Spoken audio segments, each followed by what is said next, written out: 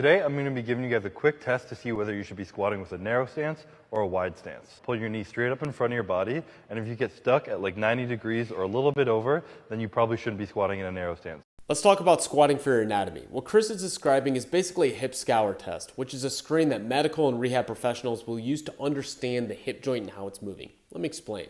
When I'm assessing someone's hip anatomy with the screen, I take their knee and push it straight forward towards their shoulder. I'm looking for how far forward the knee will go before the hip hits a hard end range. For my friend Ed, it was about 90 degrees. This means a fairly narrow stance squat is not going to be best for him. He's not going to be able to get very deep.